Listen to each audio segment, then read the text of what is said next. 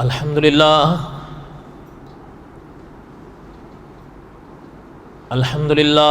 نحمده ونستعینه ونستغفره ونؤمن به ونتوکل علیہ ونعوذ باللہ من شرور انفسنا ومن سیئات اعمالنا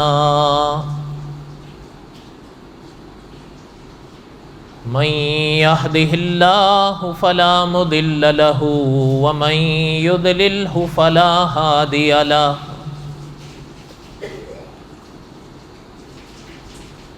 ونشهد أن لا إله إلا الله وحده لا شريك له ونشهد أن سيدنا وسندنا ومولانا محمدا عبده ورسوله أما بعد أعوذ بالله من الشيطان الرجيم بسم الله الرحمن الرحيم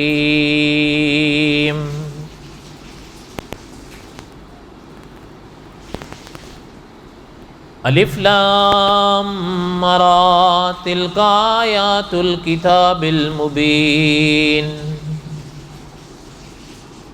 انا انزلناه قرآنا عربيا لعلكم تعقلون نحن نقص عليك احسن القصص بما اوحينا اليك هذا القرآن وإن كنت من قبله لمن الغافلين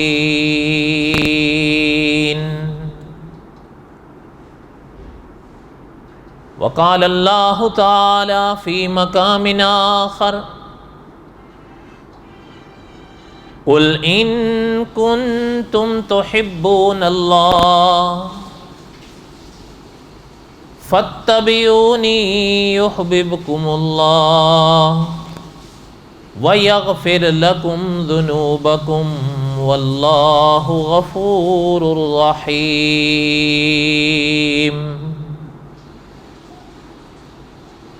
قل أطيعوا الله والرسول فإن تولوا فإن الله لا يحب الكافرين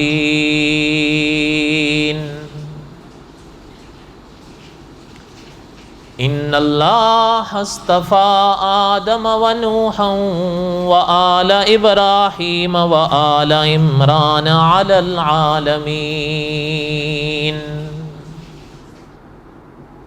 ذرية بعضها من بعض والله سميع عليم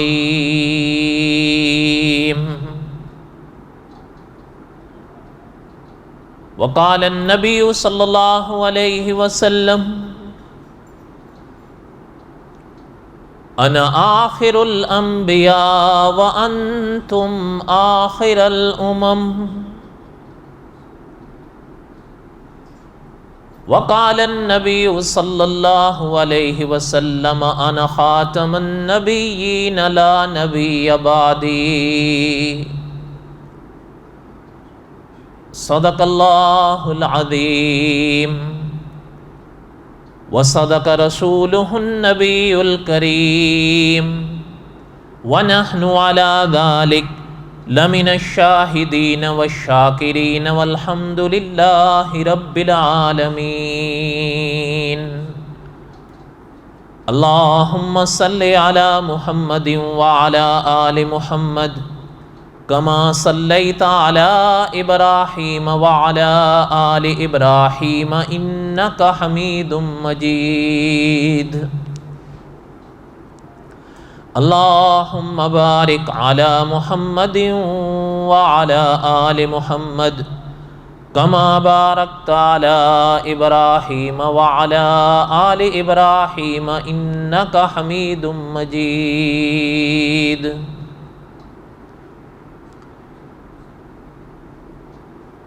ہمہ قسم کی حمد و ثنا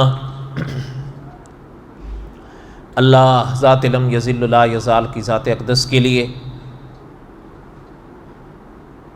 صدق دل سے لا تعداد مرتبہ درود و سلام امام الانبیاء حضرت محمد رسول اللہ صلی اللہ علیہ وسلم کی پاک ذات کے لیے۔ قصص الانبیاء علیہ الصلوۃ والسلام کے اسباق ہم پڑھ رہے تھے، اور حضرت موسیٰ علیہ الصلوۃ والسلام کے واقعات کو میں دہرا رہا تھا۔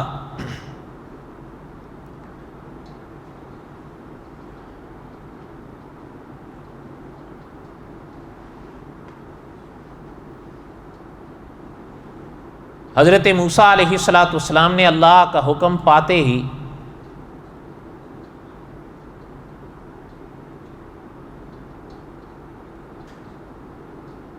مصر سے فلسطین کے جانے کا ارادہ فرمایا،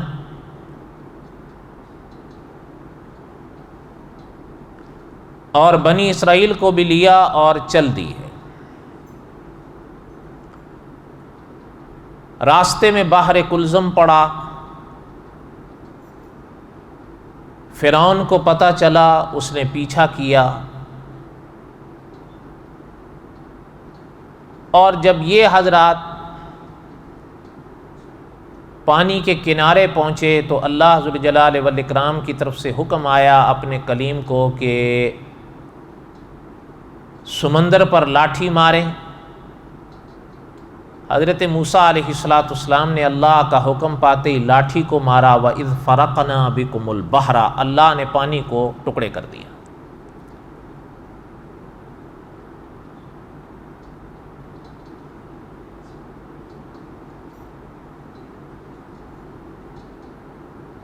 فرعون یا فرعونیوں کے ساتھ جو ہوا وہ پڑھنے سے پہلے ایک دو باتیں اس باب کی اور عرض کرتے چلیں جو بڑی سبق آموز بھی ہیں اور یاد رکھنے والی ہیں، اور ایک بات جو خاص کر شاید میں آخر میں عرض کروں گا انشاءاللہ،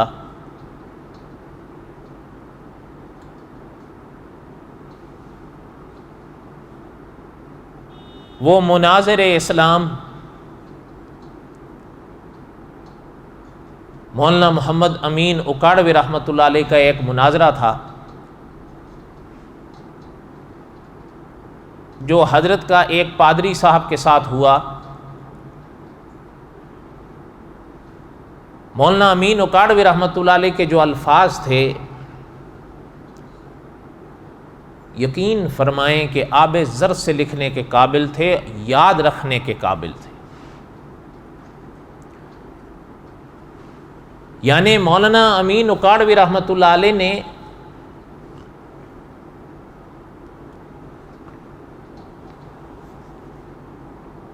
سرور کونین صلی اللہ علیہ وسلم کی نبوت کو، رسالت کو ان کے آگے اس طرح دو اور دو چار کر کے رکھا کہ اب ان کے لیے دو ہی راستے رہ گئے تھے، یا وہ مان لیتے یا ضد پہ آ جائے۔ وہ میں آخر میں تھوڑا سا پڑھوں گا انشاءاللہ۔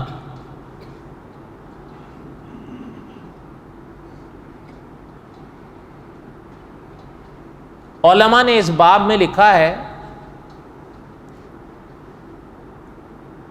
کہ حضرت موسیٰ علیہ الصلوۃ والسلام جب بنی اسرائیل کو لے کر چلے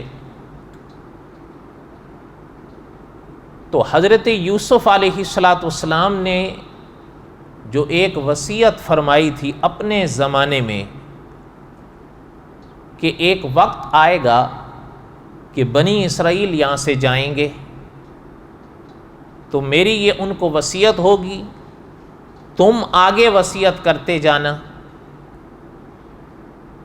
جب وہ یہاں سے جائیں تو اپنے ساتھ ہمارے وجود کو بھی لے جائیں اور وہاں لے جا کر دفن کریں جہاں ہمارے آباء و اجداد دفن ہیں، یعنی کہ فلسطین۔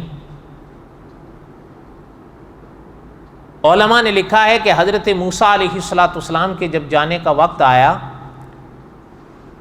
تو اللہ ذوالجلال والاکرام کی طرف سے حضرت موسیٰ علیہ السلام کے پاس پیغام آیا کہ جاتے جاتے اپنے سنگ ہمارے نبی حضرت یوسف علیہ السلام کے وجود کو بھی لے جائیے گا۔ حضرت موسیٰ علیہ السلام نے علماء بنی اسرائیل سے حضرت یوسف علیہ السلام کی قبر کا پوچھا۔ قصہ مختصر کریں کہ حضرت یوسف علیہ السلام کے پاک وجود کو نکالا گیا۔ علماء نے لکھا ہے کہ پرانی کتابوں سے پتہ چلتا ہے کہ محترم کا وجود اس زمانے میں سنگ مرمر کے تابوت میں رکھا گیا تھا، اور ظاہر بات ہے کہ پیغمبر کا وجود تھا، اس لیے کوئی اور بات تو ہونے کا سوال ہی پیدا نہیں ہوتا۔ یعنی ہمارے علماء نے یہ بات لکھی ہے اپنی کتابوں میں کہ حضرت محمد الرسول اللہ صلی اللہ علیہ وسلم کو اس دنیا سے پردہ فرمائے 15 صدیاں ہو رہی ہیں، لیکن علماء دیوبند نے لکھا ہے کہ آج بھی آپ صلی اللہ علیہ وسلم کا پاک وجود اپنے روضہ میں اس طرح ہے جس طرح تازہ بہار کا پھول ہوتا ہے۔ یہ بھی صرف ایک مثال ہے، اس لیے کہ پیغمبر ہوتے ہیں، اس جہان کے اثرات پیغمبروں کے پاک وجودوں پر نہیں آتے، غلط یا خطرناک یا بھیانک نہ، بلکہ اللہ کے نبی صلی اللہ علیہ وسلم نے خود صحابہ کی مجلس میں فرما دیا تھا کہ اللہ ذوالجلال والاکرام نے زمین پر حرام کیا ہے کہ وہ ہمارے وجود کو کھائے، یعنی انبیاء علیہ السلام کے اجساد کو کھائے۔ حرم علی الارض ان تأکل اجساد الانبیاء او کما قال النبی صلی اللہ علیہ وسلم، یہ حضور کا فرمان ہے۔ اس لیے علماء نے لکھا ہے باوجود اس کے کہ صدیاں گزر چکی تھیں حضرت یوسف کو دفن ہوئے، حضرت یوسف علیہ السلام کا وجود نکالا گیا۔ حضرت موسیٰ علیہ السلام حضرت یوسف علیہ السلام کے پاک وجود کو اپنے سنگ لے گئے، اور علماء نے لکھا ہے حضرت کی وصیت کے مطابق جب فلسطین پہنچے تو وہیں دفن کیا جہاں کی حضرت کی وصیت تھی، اور بعض اکابر نے لکھا وہ اس زمانے میں فلسطین کا ایک گاؤں تھا جہاں حضرت کے پاک وجود کو دوبارہ دفن کیا گیا۔ ایک تو یہ بات۔ دوسری بات، مولانا امین اکاڑوی رحمۃ اللہ علیہ کا مناظرہ پڑھنے سے پہلے ایک دو باتیں اور بھی سن لیں۔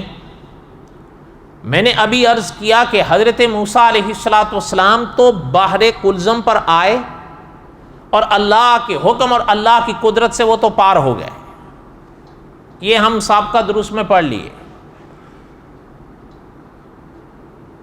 پیچھا جو کر رہا تھا فرعون اور فرعونی،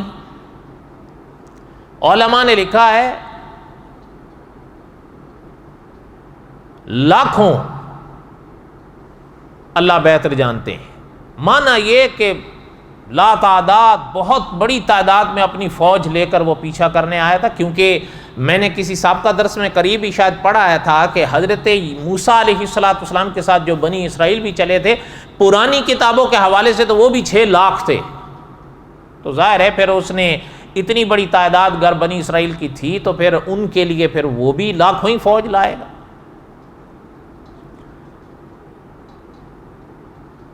لیکن ایک بات، اس کی حالت پڑھنے سے پہلے جہاں اللہ ذوالجلال والاکرام نے اس کے غرق ہونے کو بیان فرمایا ہے، ان پاک آیات سے پہلے اللہ ذوالجلال والاکرام نے حضرت موسیٰ علیہ السلام کی ایک بد دعا کا ذکر کیا ہے۔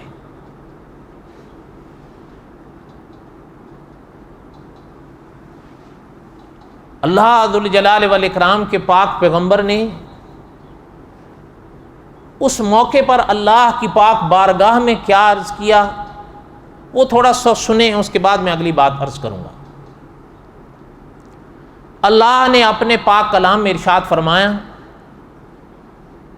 وقال موسیٰ ربنا انک آتیت فرعون وملأہ زینة واموالا فی الحیاۃ الدنیا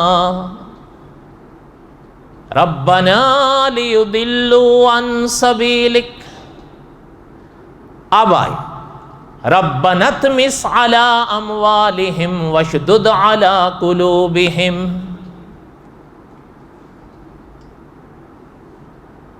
آگے پیغمبر نے فرمایا فلا یؤمنوا حتی یروا العذاب العلیم.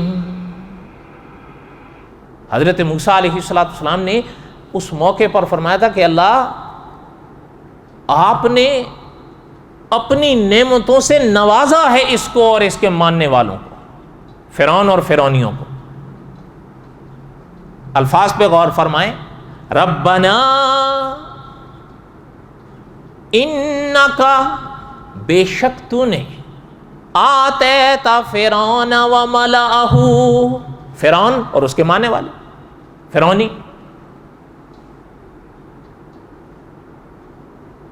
آتیت فرعون وملأہ زینة واموالا فی الحیاۃ الدنیا، یعنی مال سے، اموال سے، نعمتوں سے، زینت سے، مال سے وہ تو بھرے ہوئے تھے. یعنی اکابر نے لکھا ہے کہ جواہرات کی کانیں تھیں اس کے پاس جو مصر سے حبشے تک پھیلی ہوئی تھیں اور سب پر ان کا قبضہ تھا. اور حدیث پیغمبر یہ بھی بتاتی ہے، کبھی کسی کے ذہن میں یہ اشکال نہ آئے کہ ایسوں کو ایسا کیسے نوازا گیا. اللہ کی حکمتیں ہیں، اس پاک ذات کی حکمتوں کا احاطے کون کرے.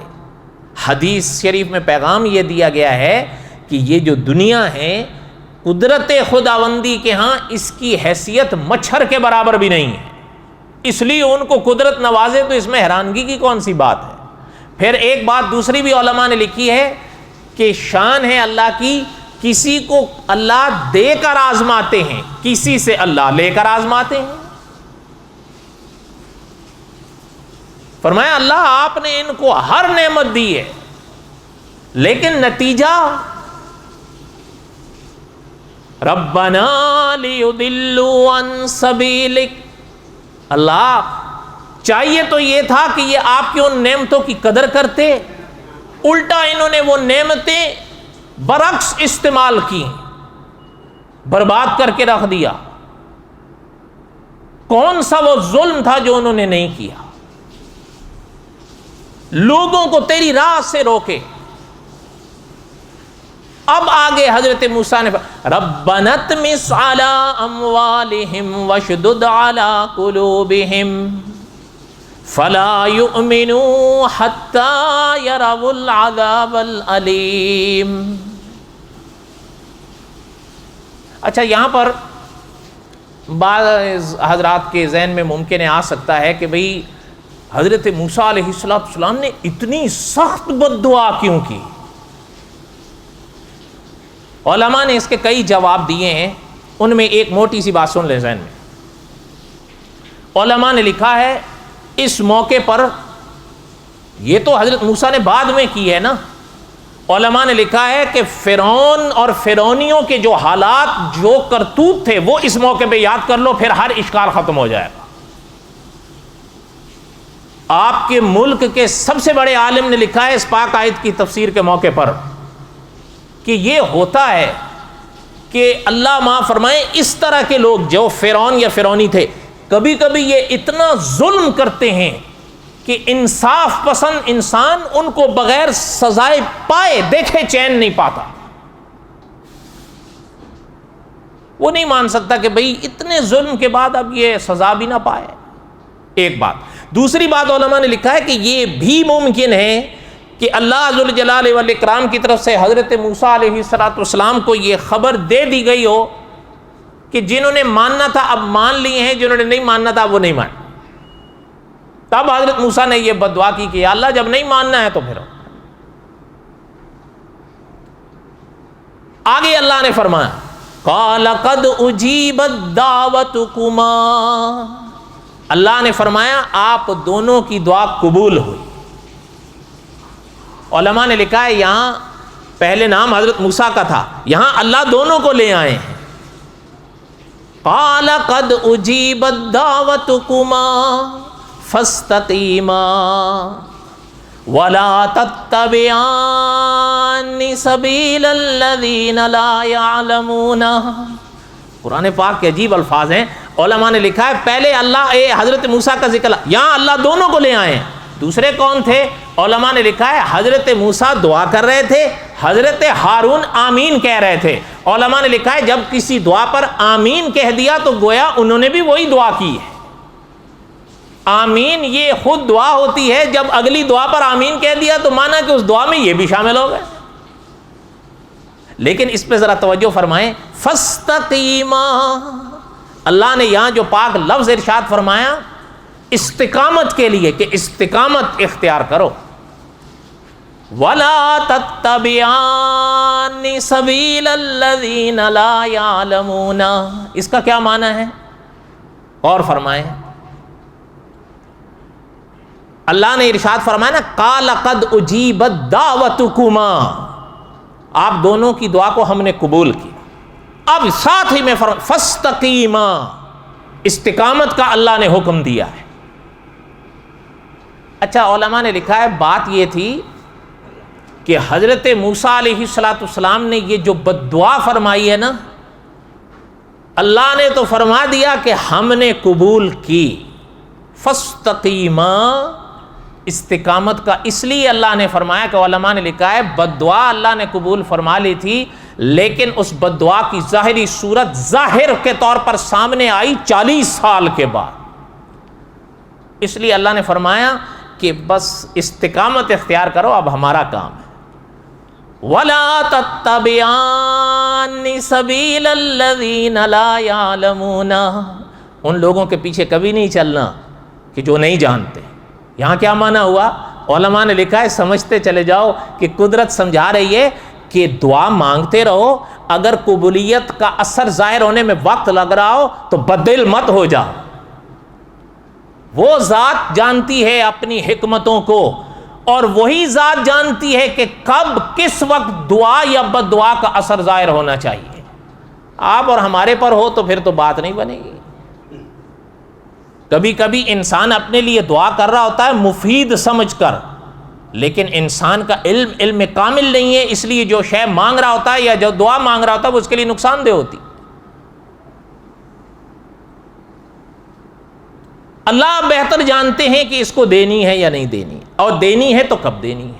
اس لیے علماء نے لکھا ہے احادیث طیبہ کا پیغام یہ ہے کہ دعا کرتے رہو، اگر اس کا اثر ظاہر ہونے میں وقت لگے بد دل مت ہو۔ یہاں پر بھی اللہ نے یہ ارشاد اس لیے فرمایا، علماء مفسرین نے لکھا ہے فاستقیما، استقامت پہ رہو۔ ولا تتبعان سبیل الذین لا یعلمون، ایسے لوگوں کی راہ کبھی نہیں چلو جو نہیں جانتے۔ ان آیتوں کا معنی سمجھ میں آیا؟ کوئی مشکل تو نہیں؟ اب آگے سنیں جو بات سنانی تھی۔ علماء نے لکھا حضرت موسیٰ علیہ السلام اور حضرت ہارون کی تو دعا قبول ہو گئی، یہاں اللہ تعالیٰ نے خود واضح ارشاد فرمایا قال قد اجیبت دعوتکما۔ ان کے واقعات یعنی فرعون اور فرعونیوں کے وہ پڑھنے سے پہلے اس باب میں مولانا محمد امین اکاڑوی رحمۃ اللہ علیہ کے جس مناظرے کا میں نے ذکر کیا ابتدا میں تھوڑا سا، اس کو سنیں، لیکن اس شرط یا گزارش کے ساتھ میں عرض کروں گا کہ یہ بات یاد رکھیں گے۔ موقع ہوتا ہے نا، بات ایک ذہن میں رہتی ہے اپنی جگہ، انسان کو یاد بھی نہیں ہوتی، لیکن جب موقع آتا ہے تو یاد آ جاتی ہے۔ تو کبھی بات کرنے کا اگر موقع ملے تو ضرور بات کریں، لڑنا جھگڑنا مقصد نہیں ہے۔ صاحب قصص الانبیاء نے لکھا ہے علم کا مقابلہ علم سے ہوتا ہے۔ اگر سامنے والے کوئی بات کر رہے ہیں تو بات سے جواب دو، سامنے والے کوئی سوال یا اعتراض کر رہے ہیں تو جواب دو، اس میں گھبرانے کی کیا بات ہے؟ یہ دو باتیں ذہن میں رکھ کر وہ بات سنیں۔ حضرت موسیٰ علیہ السلام بحر کلزم کو پار کر گئے. وَإِذْ فَرَقْنَا بِكُمُ الْبَحْرَ، بحر کلزم کو پھاڑا کس نے تھا؟ اللہ نے. اللہ نے اس پھٹنے کی نسبت اپنی طرف کی ہے، اس پھاڑنے کی نسبت اپنی طرف کی ہے. وَإِذْ فَرَقْنَا بِكُمُ الْبَحْرَ، ہم نے پھاڑا ہے اس کو. یہ بات ذہن میں رکھیں، پھاڑا کس نے؟ اگلا سوال چھوٹا سا، جو بحر کلزم پھٹا حضرت موسیٰ اور بنی اسرائیل کے لیے اللہ کی قدرت سے، وہ زمین پہ تھا یا آسمان پر؟ سوچ کے بتائیں. یہ دو باتیں ذہن میں رکھیں. اب مناظرہ سنیں تو بات سمجھ میں آ جائے گی انشاءاللہ. یاد رکھیں مناظرہ علماء نے لکھا ہے ہمارے اکابر کی، اب دور ختم ہو گیا. اب عموماً ہر جگہ تو نہیں لیکن عموماً ہو سکتا ہے کوئی اگر میرے ان جملوں کے ساتھ اختلاف کرے تو اپنی جگہ، مطلقاً تو فائدے سے انکاری نہیں ہے، لیکن کبھی کبھی مناظرے سے نقصان ہوتا ہے. اس کی وجہ یہ ہے قصور مناظرین کا ہو یا نہ، آپ کا اور میرا ضرور ہوتا ہے. اس کی وجہ یہ ہے ہم جانتے ہی نہیں ہیں. ایک بات. دوسری بات، مناظرے کی اپنی اصطلاحات ہوتی ہیں. جب ہمارے لوگ اصطلاحات کو جانتے ہی نہیں ہیں، وہ جو سامنے مناظر بات کر رہا ہے اس کی بات سمجھ ہی جب نہیں سکوں گا میں، تو میرا دل مطمئن ہوگا؟ بولو. مجھے کبھی تسلی نہیں ہوگی، کیونکہ وہ جو کہہ رہا ہے وہ میرے لیول سے اوپر کا ہے، تو مجھے کہاں سمجھ میں آئے گی؟ ہاں ایک ہی بات میں کروں گا، جس کے ساتھ آیا ہوں اس کی جے جے کار کروں گا. وہ صحیح کہہ رہا ہے تب بھی کروں گا، وہ غلط کہہ رہا ہے تب بھی کروں گا. یہی وجہ ہے کہ مناظرے سے فائدے کے بجائے اب صحیح کہہ رہا ہوں غلط کہہ رہا ہوں. ہر علم کی، ہر باب کی اپنی اصطلاحات ہوتی ہیں. حضور کی امت میں صلی اللہ علیہ وسلم صوفیاء ہوئے ہیں، صوفیاء، اور ہوتے بھی ہیں. صوفیاء ہوتے ہیں یا نہیں؟ اصفیاء، صوفیاء. یہ یاد رکھو آپ، تریاق اکبر میں لکھا ہوا ہے کہ صوفیاء نے یہ وضاحت کے ساتھ لکھا تھا کہ جو شخص ہماری اصطلاحات نہیں جانتا وہ ہماری کتابیں نہ دیکھے. انہوں نے کیا نصیحت فرمائی؟ جو ہماری اصطلاحات نہیں جانتا وہ ہماری کتابیں. اس کی وجہ علماء نے لکھی ہے کہ جو صوفیاء کی اصطلاحات نہیں سمجھتے تھے، انہوں نے جب صوفیاء کی عبارات پڑھی تو ان پر کفر کے فتوے لگائے. حالانکہ صوفیاء کی اپنی اصطلاحات تھیں. صوفیاء وہ معنی مراد ہی نہیں لے رہے تھے جس کے اوپر یہ کفر کے فتوے دے رہا ہے. اس لیے وہ شروع میں لکھ دیتے تھے اپنی کتابوں کے کہ بھائی جو ہماری اصطلاحات سے واقف نہیں ہے وہ ہماری کتابیں نہ پڑھے. اہل علم ہوتے ہیں. کوئی بات سمجھ میں آئی ہے؟ اس لیے نیٹ پر یہ مناظرے اگر آپ سنا کرو، اگر مناظروں کی، یہ اس لیے بتا رہا ہوں اصطلاحات نہیں جانتے تو مت سنا کرو. معتبر بڑے علماء کے دروس سنا کرو، اس سے انشاءاللہ آپ کا عقیدہ محفوظ رہے گا، خراب نہیں ہوگا. کوئی جھول ہوگا اٹھ جائے گا، لیکن مناظروں سے آپ کسی نتیجے پر نہیں پہنچ سکو گے اگر آپ مناظروں کی اصطلاحات نہیں جانتے. ایک بات. دوسری بات، کسی سوال کے دھیان میری طرف رہے، کسی سوال کے عموماً دو جواب ہوتے ہیں. ایک جواب ہوتا ہے افتاء کا، ایک جواب ہوتا ہے مناظر کا. یہ یاد رکھیں، ایک جو جواب مناظر دیتا ہے نا وہ عموماً الزامی جواب ہوتا ہے.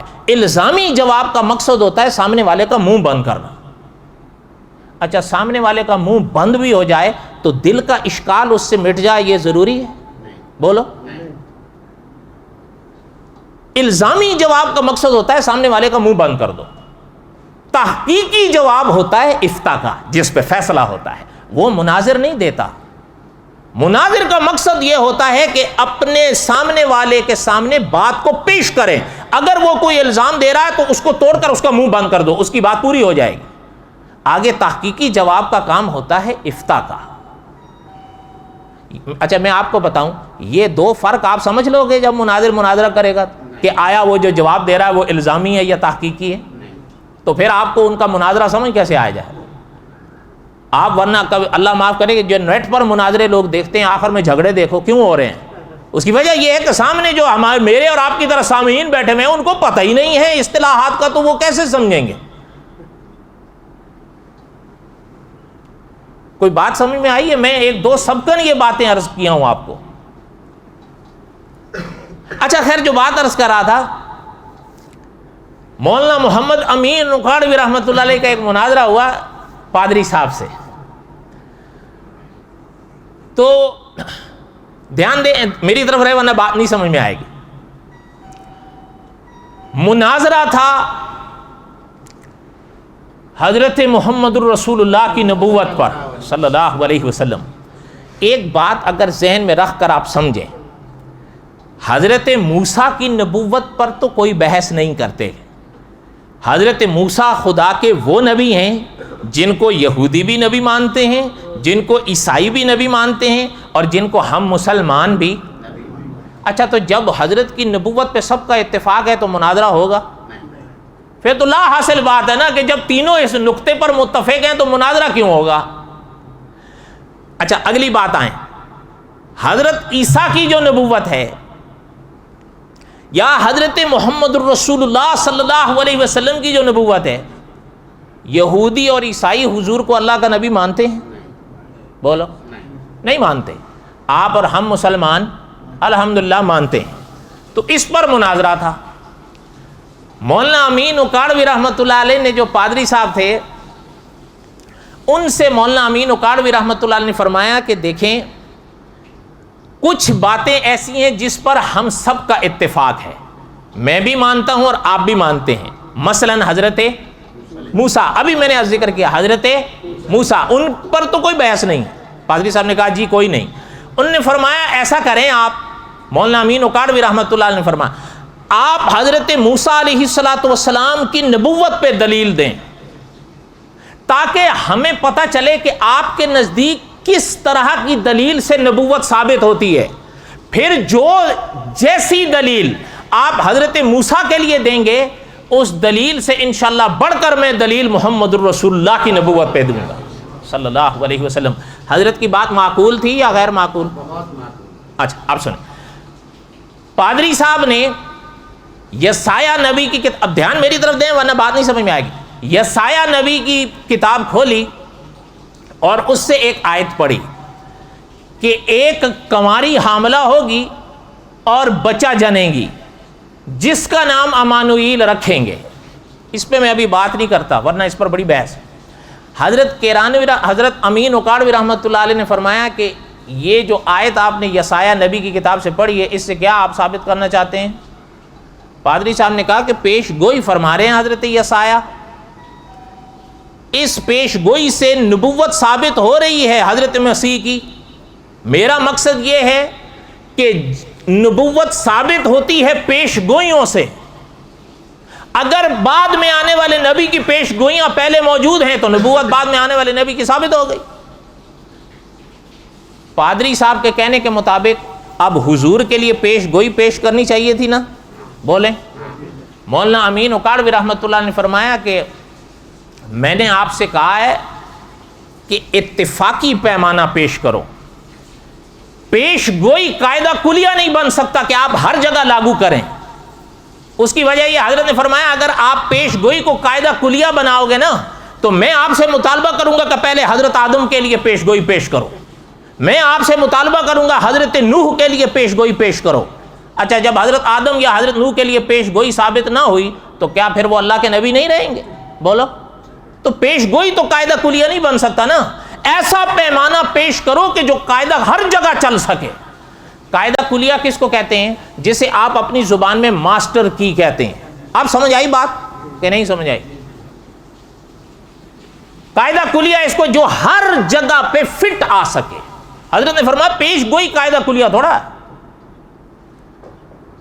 قصہ مختصر کریں اتنے میں، انہی کے ایک عزیز کھڑے ہوئے تو انہوں نے کہا کہ آپ رک جائیں، ہمارے دوسرے پادری صاحب آ رہے ہیں، آپ ان سے یہی بات کریں۔ وہ آ گئے جن کے منتظر تھے، انہوں نے دلیل پیش کی کہ حضرت موسیٰ علیہ السلام کے لیے بحر کلزم پھٹ گیا۔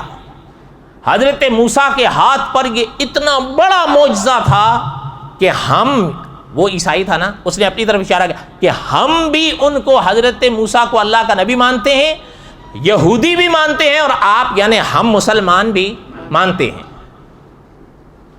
مانا یہ ان پادری صاحب نے معجزے کو بطور دلیل کے پیش کیا ہے. اتنے واضح انہوں نے کہا اتنا واضح معجزہ ہے مولانا یہ حضرت موسیٰ کا کہ وہ دیکھنے اور پڑھنے کے بعد حضرت موسیٰ کی نبوت میں کسی کو شک نہیں رہا. پادری صاحب کی یہ بات معقول تھی کہ نہیں؟ اب سنیں, مولانا امین اکاڑوی رحمۃ اللہ علیہ نے جب ان کی بات پوری ہوئی تو مولانا امین اکاڑوی رحمۃ اللہ علیہ کھڑے ہوئے.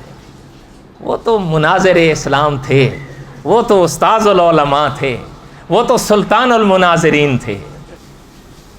خیر بہرحال مولانا امین اکاڑوی رحمۃ اللہ علیہ نے فرمایا پادری صاحب بالکل اب بات ایک پیمانہ تو سمجھ میں آیا نا, سامنے آیا نا کہ بھائی اتنا واضح آپ نے معجزہ پیش کیا کہ حضرت موسیٰ کی نبوت میں نہ آپ کو شک رہا, نہ ہمیں رہا, نہ یہودیوں کو رہا. اب ایک پیمانہ تو سمجھ میں آیا. ان کا جی پادری صاحب نے کہا میں نے تو پیش کر دیا ہے پیمانہ, آپ نے کہا تھا کہ آپ اس سے بڑھ کر پیش کریں گے حضرت محمد الرسول اللہ کی نبوت پر صلی اللہ علیہ وسلم. اب آپ پیش کرو. پادری صاحب کا مطالبہ صحیح تھا غلط تھا؟ اب وہ بیٹھ گئے. مولانا امین اکاڑوی رحمۃ اللہ علیہ کھڑے ہوئے. مولانا امین اکاڑوی رحمۃ اللہ علیہ نے فرمایا کہ بھائی پادری صاحب نے وَإِذْ فَرَقْنَا بِكُمُ الْبَحْرَ, جس حضرت موسیٰ کے معجزے کا ذکر قرآن میں آیا, بائبل میں آیا, اس کو بطور پیمانے کے پیش کیا ہے. یہ بالکل صحیح بات ہے.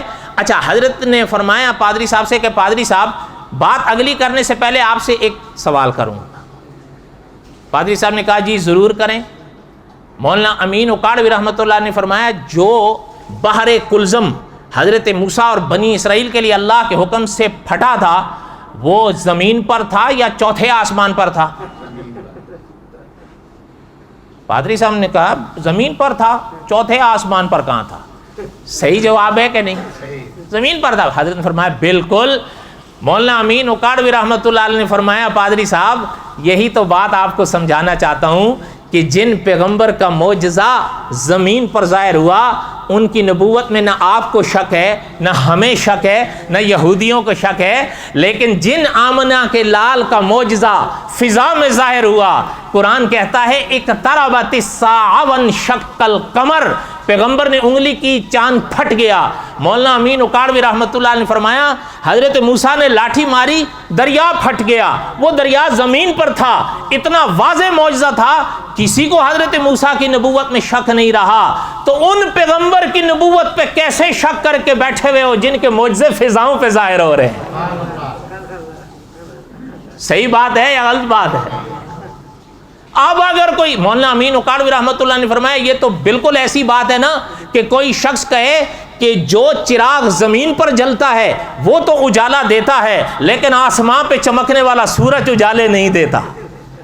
جن پیغمبر کا معجزہ زمین پہ ظاہر ہوا ان کی نبوت میں کسی کو شک نہیں. جن پیغمبر کا معجزہ فضا میں ظاہر ہوا اور اس میں کوئی شک نہیں. یاد رکھیں بعض لوگ آئے ہیں انہوں نے اقتربت الساعہ وانشق القمر ماضی کے صیغے کا معنی استقبال سے کیا ہے. مولانا کیرانوی رحمۃ اللہ علیہ نے, علامہ کیرانوی رحمۃ اللہ علیہ نے, محترم کیرانوی رحمۃ اللہ علیہ نے اپنی کتاب اظہار الحق بائبل سے قرآن تک میں 19 صفحات میں اس سوال کا جواب دیا ہے. اقتربت الساعہ وانشق القمر, حضرت نے لکھا ہے چاند پھٹے گا نہیں, چاند پھٹ گیا تھا. بولو, ایک سیگا استقبال کا ہے جو بعد میں ہوتا ہے, ایک سیگا ماضی کا ہے جو ہو چکا ہوتا ہے. حضرت کیرانوی رحمۃ اللہ علیہ نے اس طرح کے اعتراضات کے ہر اعتراض کو جمع کر معترض کے ہر اعتراض کو جمع کر 19 صفحات میں ان اعتراضات کے جوابات دیے ہیں کہ اقتربت الساعہ وانشق القمر. حضور علیہ الصلوۃ والسلام مینا میں تھے, نہ ماننے والے آئے, حضور سے اسی معجزے کا مطالبہ کیا. حضرت محمد الرسول اللہ صلی اللہ علیہ وسلم نے اپنی پاک انگلی کا اشارہ کیا, چاند 2 ٹکڑے ہو گیا. اچھا صحابہ فرماتے ہیں ایک غار ہرا اس طرف, ایک غار ہرا کے اس طرف، یہ رہا، دیکھ لیے، جب سب دیکھ لیے پھر مل گیا۔ لیکن آپ یقین کریں حضرت قاسمی صاحب فرماتے تھے جنہوں نے مطالبہ کیا تھا وہی پاس آ کے کہنے لگے محمد صلی اللہ علیہ وسلم ہم تو سمجھتے تھے آپ کا جادو انسانوں پہ چلتا ہے، آج پتہ چلا آپ کا جادو فضاؤں پہ بھی چلتا ہے۔ اقتربت الساعہ وانشق القمر، حضرت کرانوی نے فرمایا اللہ نے تو فرمایا چاند پھٹ گیا تھا، تم اس کا ترجمہ پھٹے گا کہ کیوں کر رہے ہو؟ ایک بات۔ دوسری بات، لفظ ماضی، صیغہ ماضی کے ساتھ یہ لفظ آیا ہے، یاد رکھیں وانشق القمر کا جو جملہ ہے یہ صیغہ ماضی کے ساتھ آیا ہے، اس کا ترجمہ استقبال سے کرنا، ظاہر سے پھیرنا ہے کہ نہیں معنی کو؟ اگر میری بات سمجھ آ رہی ہو تو پھیرنا ہے نا۔ صاحب قصص الانبیاء نے لکھا ہے کہ علماء کلام کا یہ قاعدہ ہے کہ پاک کلام کی کسی آیت کو بغیر کسی وجہ کے ظاہر سے نہیں پھیرو۔ یہاں کون سی وجہ ہے جو ہٹا رہے ہو؟ اس لیے مولانا امین اکاڑوی رحمۃ اللہ نے فرمایا کہ جن پیغمبر کا معجزہ زمین پہ ظاہر ہوا ان کی نبوت میں کسی کو شک نہیں ہے، نہ ہونا چاہیے، تو ان پاک پیغمبر کی نبوت میں کیسے شک کر بیٹھے ہو جن کے معجزے فضاؤں پہ ظاہر ہوئے؟ وَإِذْ فَرَقْنَا بِكُمُ الْبَحْرَ، اب سمجھ میں آئی کیا نسبت ہے اقتربت الساعہ وانشق القمر۔ وما علینا الا البلاغ المبین، بقایا انشاءاللہ آئندہ سنتیں پڑھ۔